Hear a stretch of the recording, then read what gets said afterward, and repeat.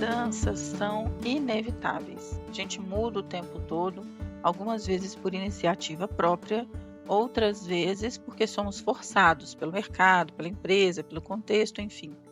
Mas na hora de mudar, existe de repente um passo a passo que possa ser seguido dentro das empresas?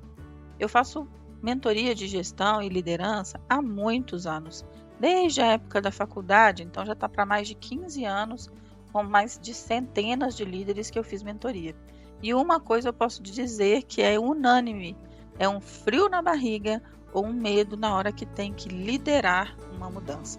Se você já passou por isso, tende a passar, ou conhece alguém que está passando por uma situação em que está recebendo desafios como líder, que precisa adaptar a mudanças, esse podcast é para você. Hoje eu vou falar sobre como liderar mudanças inspirada pelo livro de John B. Kotler, Transformando Empresas com a Força das Emoções. Espero que você goste, fique comigo até o final, que esses 8 passos são bem bacana.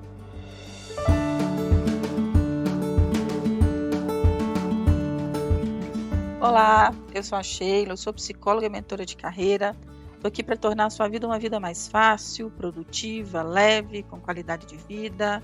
E espero que o conteúdo de hoje seja um conteúdo que te motive e te inspire, a procurar mais mudanças dentro do cenário da organização. Tudo que você vive hoje, que de repente não está de acordo com o que você precisa, vai precisar de uma mudança, E não adianta a pessoa às vezes ficar ali na zona de conforto, com medo da mudança ou resistente à mudança, porque se nada mudar, vai continuar insatisfeito, Então, assim, no que diz respeito a métodos para mudanças e transformações bem-sucedidas, a gente precisa entender que o primeiro passo é sempre esperar ou se preparar para alguma resistência.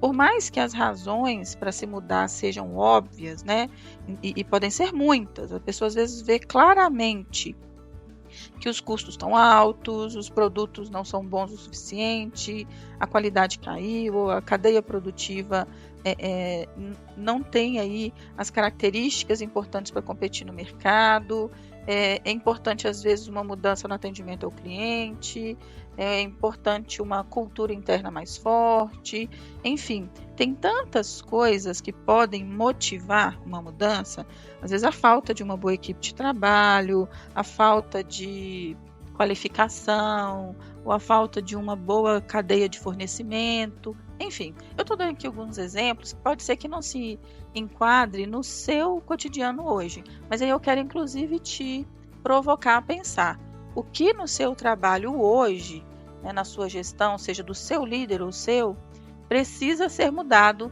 para que o seu trabalho seja um trabalho mais satisfatório, mais realizador. Imagino que tem aí uma lista de motivos próprios passíveis de melhorias e mudanças, correto? Então vamos então aos 8 passos para fazer essas mudanças acontecerem, tá? Lembrando que é importante que você espere um certo tipo de resistência, entenda bem o público com quem você vai trabalhar nesse processo de mudança, para que você tenha uma boa interlocução, uma boa comunicação com essas pessoas. Primeiro passo, estabeleça um senso de urgência. Então, essa mudança, ela é uma mudança grave, urgente, ela é uma mudança que é necessária porque tem sempre algum problema acontecendo por causa dela? Se sim, ela vai ter um senso de urgência maior. Então, faça um exame de mercado, uma análise dos concorrentes, uma análise dos problemas que têm acontecido, quais são as crises, quais são as oportunidades, quais são as necessidades e liste, para que você possa aí colocar de repente dentro de uma matriz de prioridades e estabeleça o senso de urgência. Falar por que eu estou apresentando esse projeto, por que eu estou defendendo essa mudança, porque tem essa e essa urgência. Segundo passo, você vai precisar criar um grupo com autoridade suficiente para liderar essa mudança. Sabe aquela velha história que uma andorinha só não faz verão? É isso, você precisa motivar um grupo para trabalhar junto com você. Por isso, começar pelo senso de urgência, pela necessidade é tão importante, Porque você vai vender o seu projeto dizendo, olha, preciso de um grupo que esteja interessado em resolver esse problema. E não adianta também, por exemplo, se você está numa indústria, não adianta um grupo só com pessoas do operacional.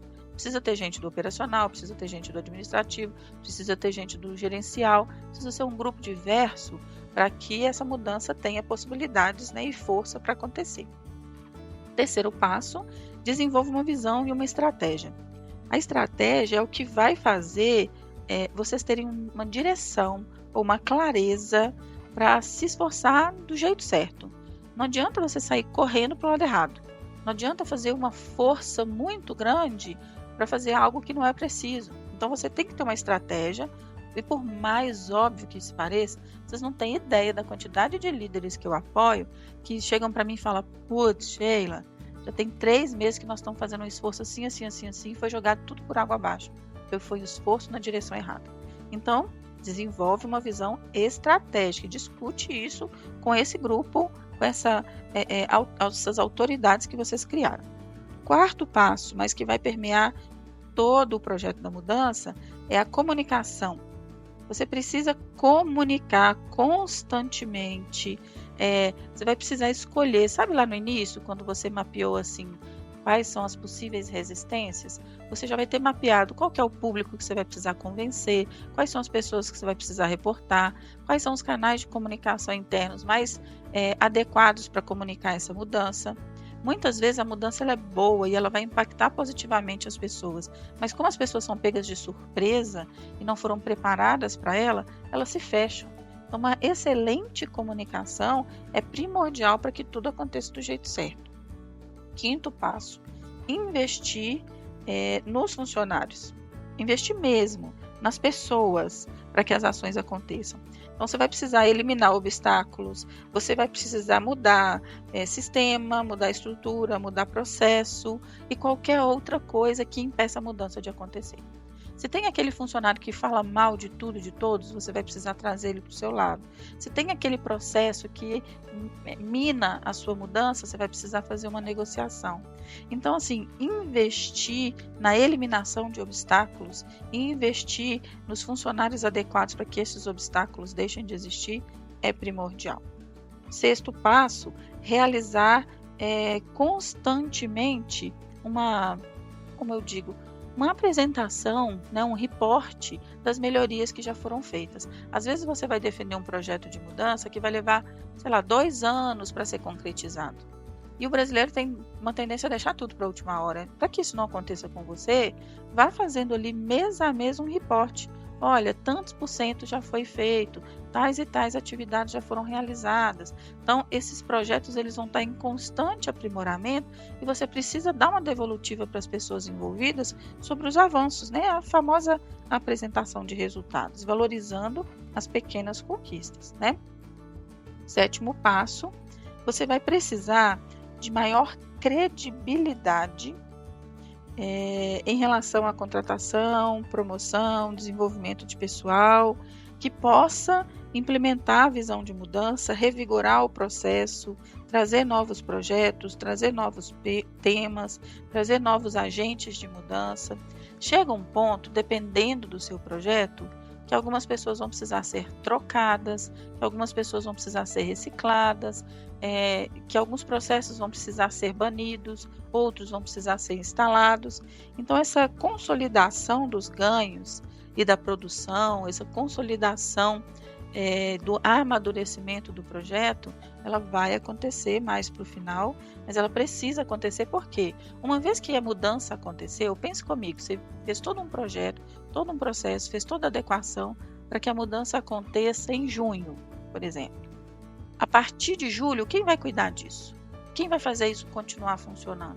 Então, você precisa garantir que as pessoas que vão dar continuidade, elas estejam lá, estejam qualificadas e estejam adequadas para fazer essa nova realidade acontecer, né? O oitavo, mas não menos importante, é o estabelecimento de novos métodos ou novas mudanças necessárias.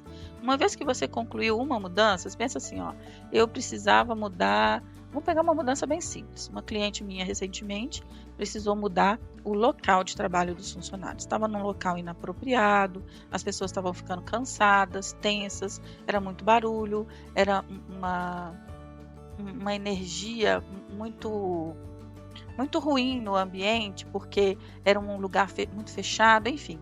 Ela fez todo um levantamento do que era necessário mudar, fez todo o orçamento de novos lugares, teve os prós e contras, porque aquele lugar que era horrível para algumas pessoas já era melhor por conta de deslocamento.